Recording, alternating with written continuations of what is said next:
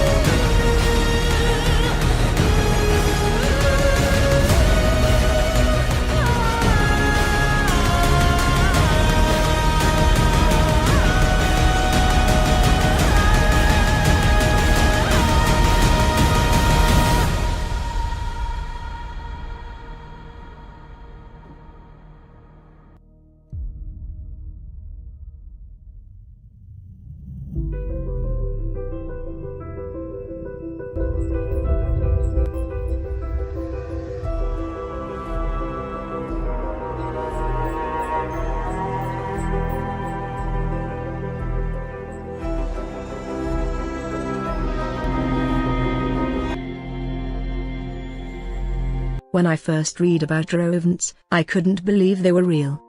They sounded like objects Captain Kirk and his crew would discover on an alien planet. Strange rocks that grow when it rains and move from one place to another without any assistance. Totally sci-fi, right? As I kept reading about them, I discovered that rodents aren't a part of science fiction, they are just an amazing geological phenomena. These stones seem to grow as if they are alive, even though they're not. They are found in the small Romanian village of Costesti.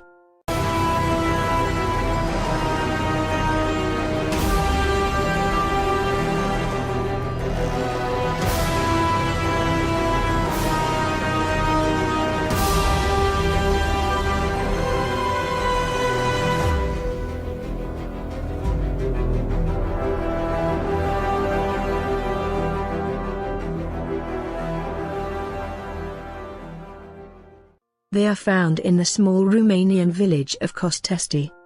The word trovent is a synonym for the German term Sandsteinkonkretion, try saying that really fast, which means cemented sand. Cemented sand, that's a strange name for a rock, isn't it? But that's what trovents are, spherical shapes of sand that appeared on Earth after powerful seismic activity. In fact, the earthquakes that brought these strange rocks into existence are said to have occurred 6 million years ago. Trogons grow when they come into contact with water. Stones as small as 6 to 8 millimeters and up as large as 6 to 10 meters. Some of them even move on their own.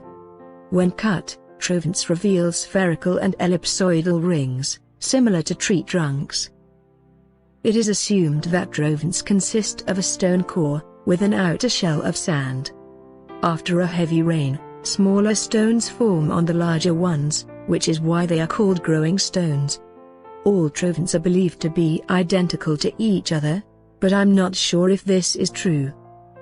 There are many theories, some scientific, and some fantastical, explaining the origin and strange behavior of trogons.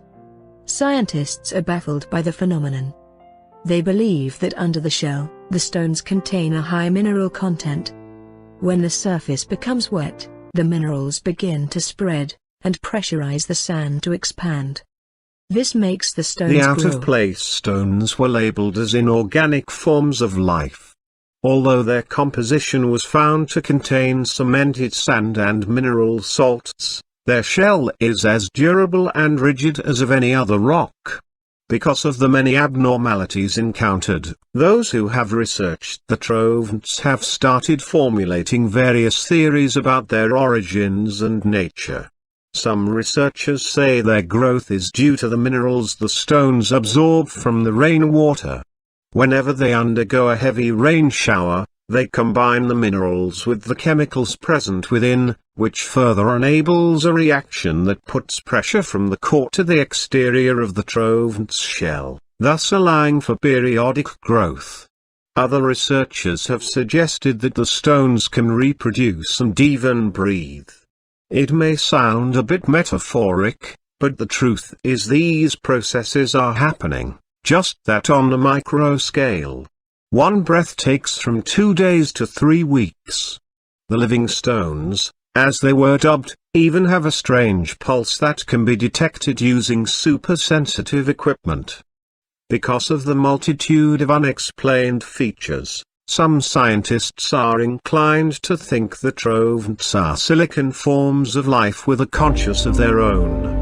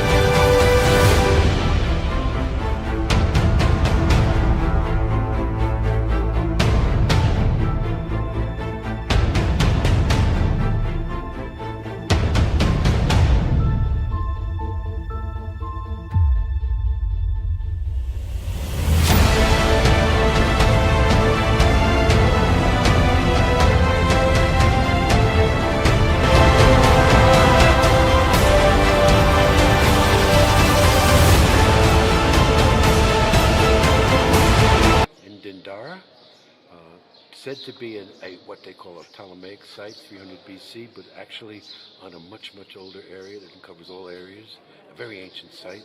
Who Hathor was, Hat means place, Hor is usually considered the falcon or the boy or the initiate, so it's the place of the boy. This is where sacred initiations were taking place, but only by priestesses, because this was a matriarchal culture. So Hathor represents all the arts, dancing, music, sculpture, and sexuality. And she's also considered a divine mother, as many of the so-called feminine aspects were. So this was a very, very sacred temple, only populated by women. There were no priests of Hathor, only priestesses. Very sacred information was taught here. The walls have information about astrology, astronomy, and alchemy. And very much a very, very sacred site to the ancient people. We feel, unfortunately, you cannot feel this on this video, but people come and feel the soft, sweet, feminine energy here.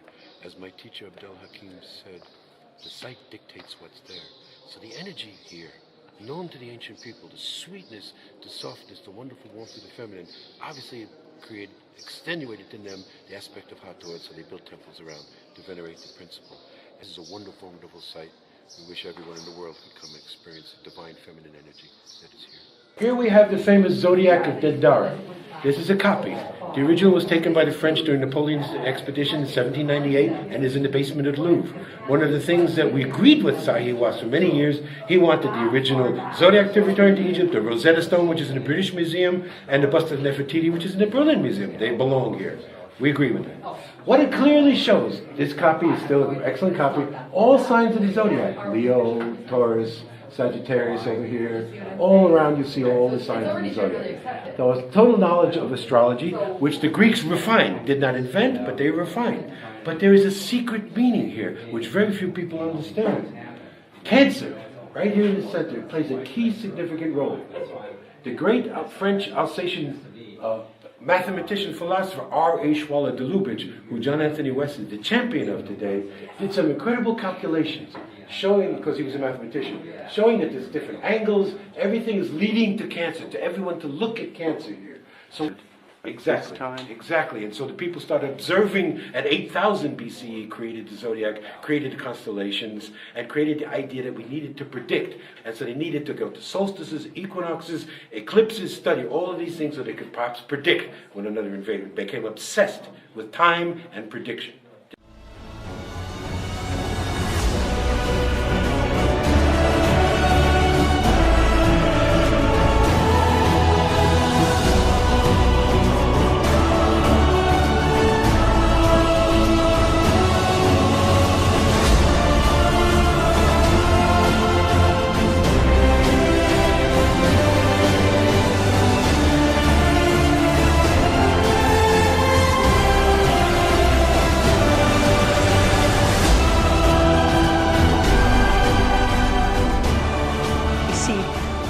Genre of petitions to the gods, these prayers asking for, please God help me, which we never saw before this time.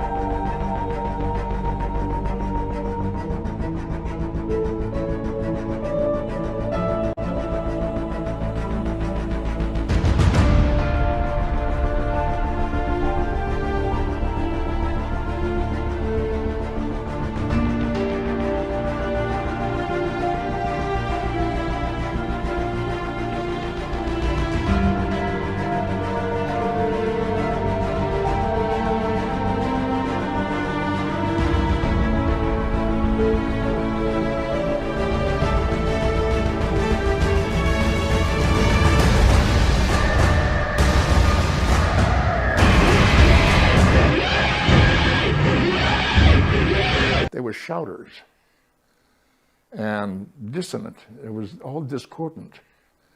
And they were doing like that kind of wailing, and all discordant, not together, not in unison. It was chilling. You know? Whoa, something. And I saw them with their hands stuck out from beneath their tallit like this towards the congregation. I thought, wow.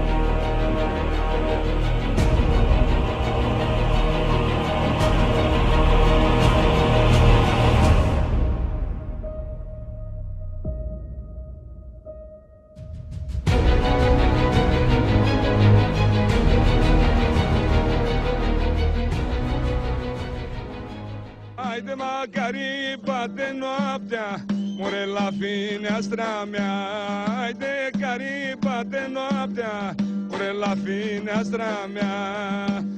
Eu chiu Marioara, nu dispărăia, ah, nu dispărăia. Cine bate seara la fereastra mea? Cine bate seara la fereastra mea? Eu sunt dragă, mărioară, nu te speria. Eu sunt dragă, mărioară, nu te speria.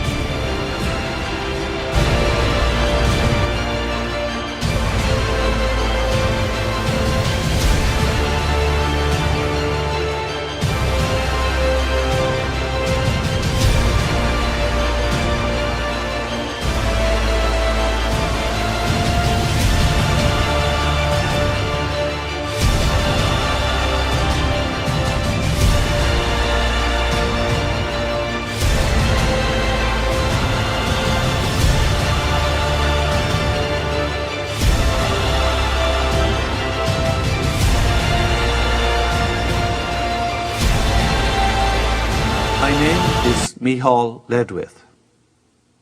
Micheál is the Irish language form of Michael. I enrolled as a student for the Catholic priesthood in 1960 at Maynooth College in Ireland, which was the major seminary for the whole of Ireland, as well as being a college of the National University of Ireland and a pontifical university. A pontifical university is a university which has its charter from the Pope. I began to study for a degree of Bachelor of Arts of the National University of Ireland. Then I obtained a Bachelor of Philosophy degree at the Pontifical University level study with a doctorate in theology. In 1980, a very significant thing occurred. I was appointed a member of a small elite group of theologians from all over the world called the International Theological Commission. It was charged with advising the Holy See and the Pope on theological matters.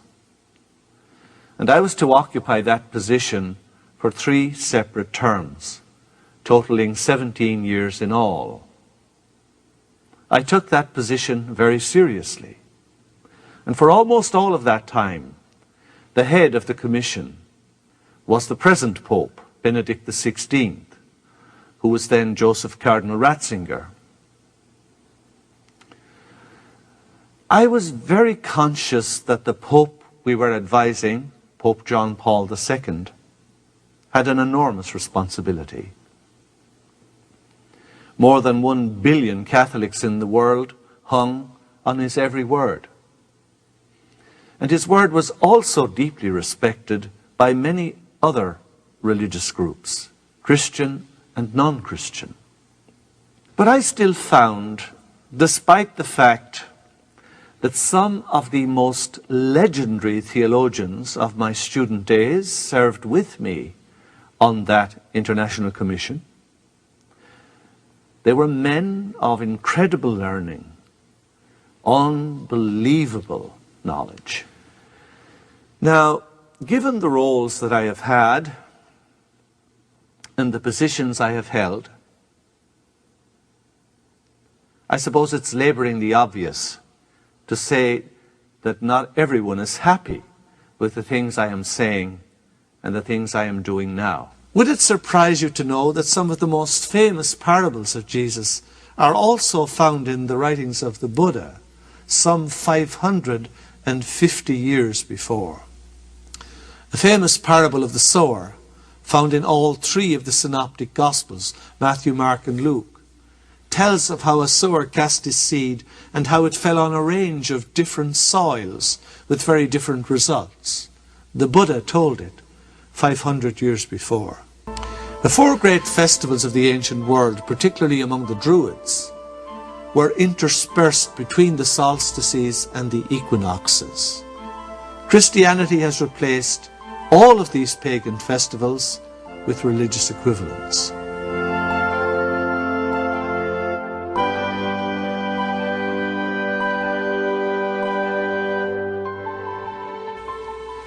The statement of Jesus about how easily we see the speck in our brother's eye and fail to see the beam in our own, which is in St. Luke chapter 6, is found also in the teachings of the Buddha. He says, the faults of others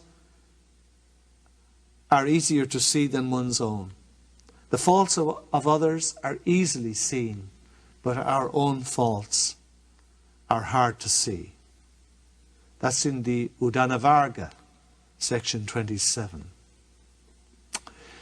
The admonition of Jesus to do unto others as you would have them do to you is also found in the teachings of the Buddha. Jesus said that whoever looked on a woman with lust has already committed adultery with her in his heart. The Buddha said, commit no adultery. The law is broken by even looking at the wife of another man with lust in the mind. In Hindu, the Lord Krishna says, I am the letter A. I am the beginning and the end. While in the Christian book of Revelation, Jesus the Christ says, I am the Alpha and the Omega.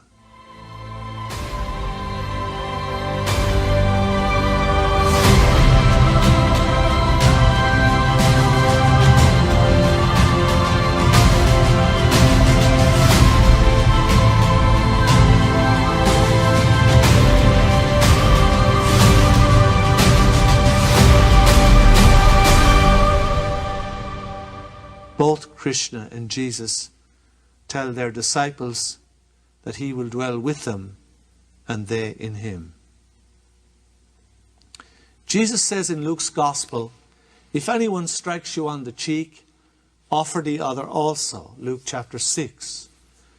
The Buddha gives exactly the same advice in the Hemima Nikaka, verse 21. Jesus said, love your enemies. Do good to those who hate you. Bless those who curse you. Pray for those who abuse you. The Buddha said, hatred does not ever cease in this world by hating, but by love.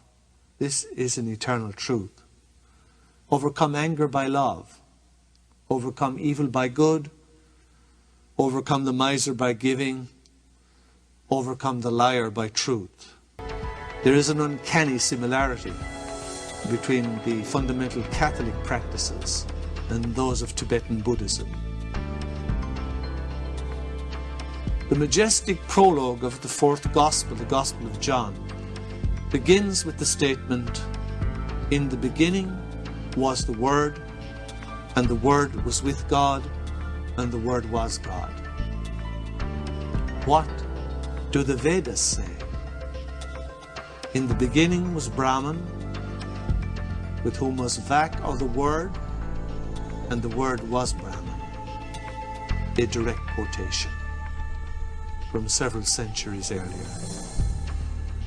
And needless to say, he never quoted the Buddha by name either. But even if the Buddha by name is never quoted by Jesus, Francis of Assisi is credited with introducing the ox and the ass into the representation of the crib at Christmas time.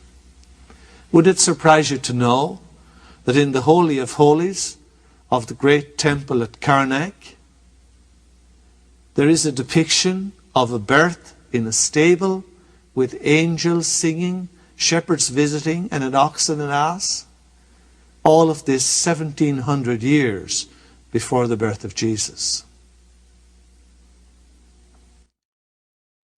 But what is hardly ever recognized is how significantly the teachings of Jesus also parallel other teachings totally from outside the Jewish tradition, especially Eastern traditions. And yet the systems of teaching of Jesus and the Buddha show uncanny similarities. One of the most favored titles the Christian tradition gave to Jesus was Lion of the tribe of Judah.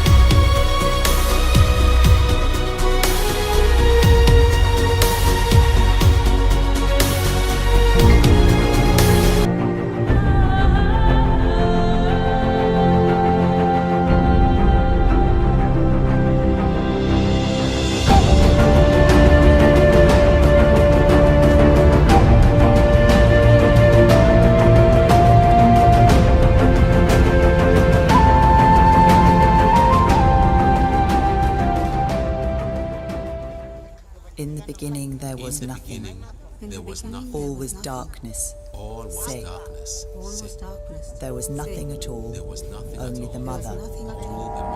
Only the mother.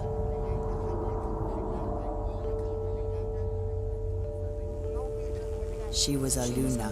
She was pure thought without form. She was pure thought. She began to think. She began to think. The mother conceived the world in the darkness. The mother conceived the world in the darkness. The mother conceived the world in the darkness.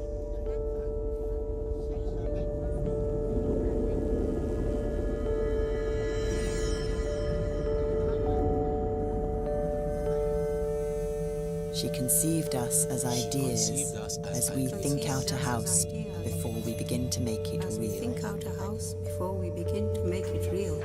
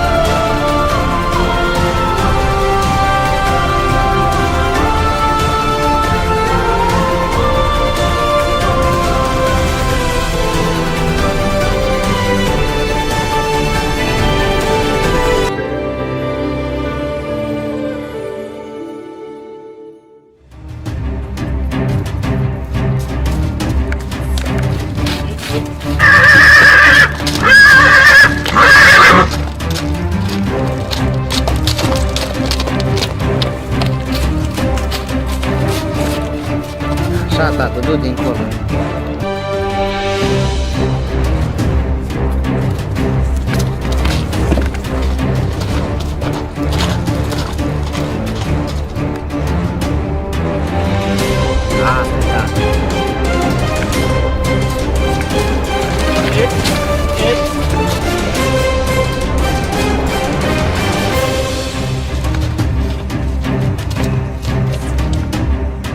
Și mi frică așa să zic să nu se pălească de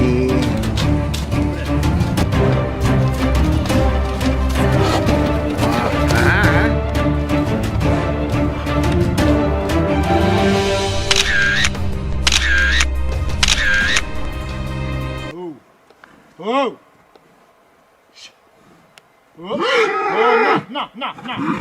Fii cu mintea. Poloniu. Na. Era și ceva în el. Nu, i-am apropiat. Uite aici. Fii cu minte, mă. O, băieții, Uitați-vă încoace un pic, să vă văd. Trebuie să-i pune la... Uite, ne poți face poză cu Costel, hai cu caie.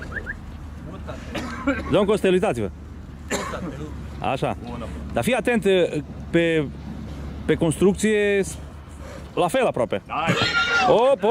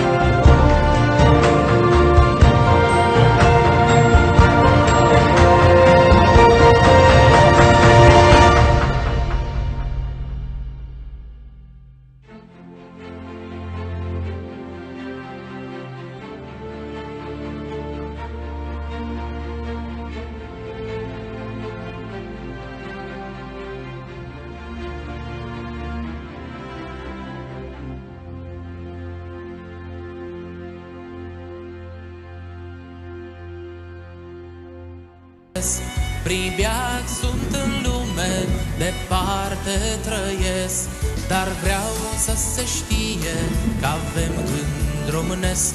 Noi plecăm din țara noastră, țara nu pleacă din noi. Noi plecăm din țara noastră, țara nu pleacă din noi.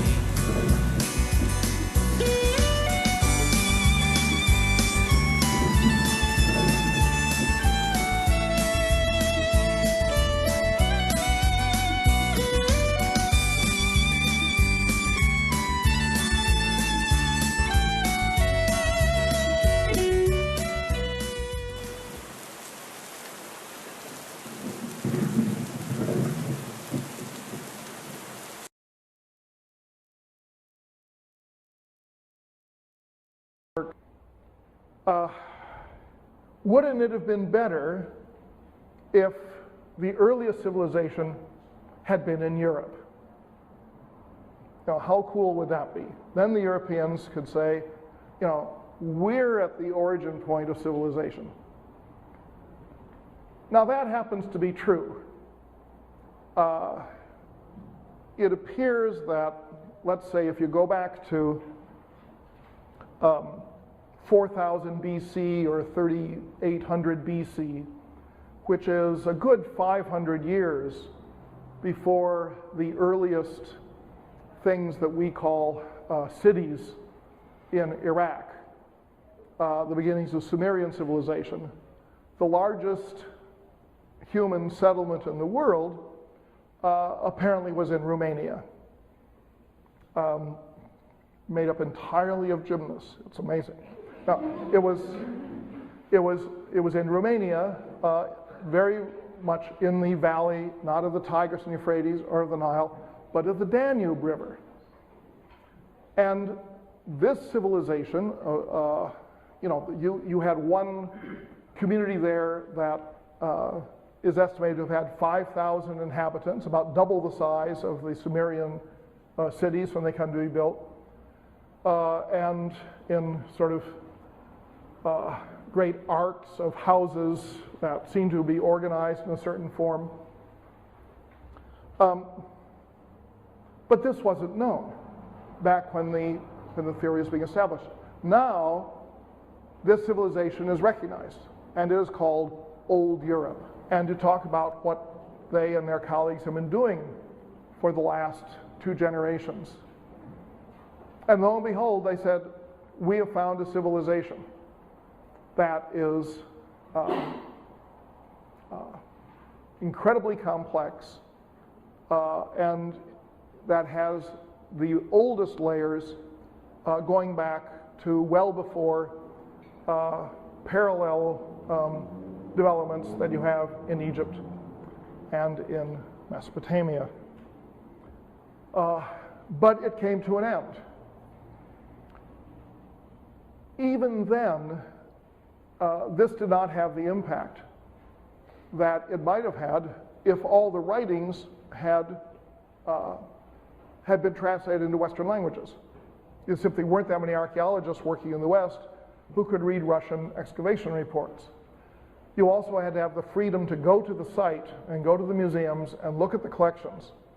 So it is only now that the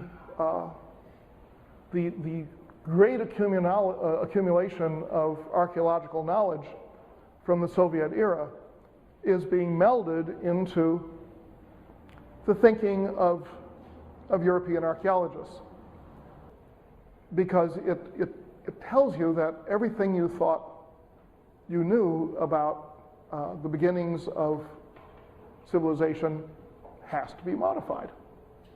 How long it will take for it to trickle down into textbooks, I don't know. But lay down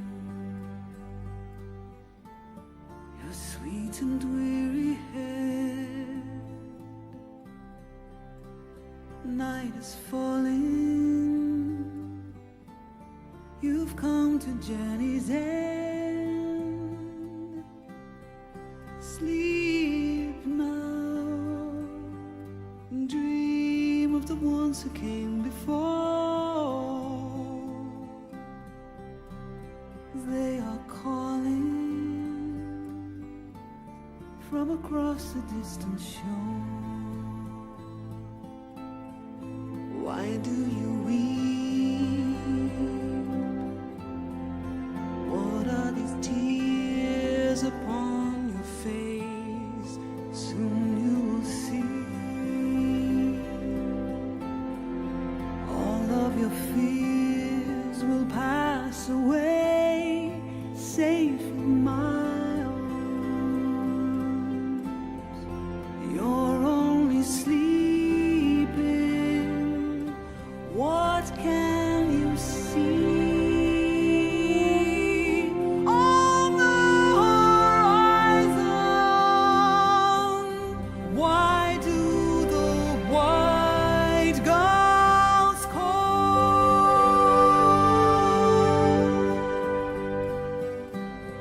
Across the sea, a pale moon rises. The ships have come to carry you home. Dawn will turn to silver glass, a light on the water, all souls pass, hope fades into the world of night, through shadows falling out of memory and time. Don't say we have come now to the end. White shores are calling. You and I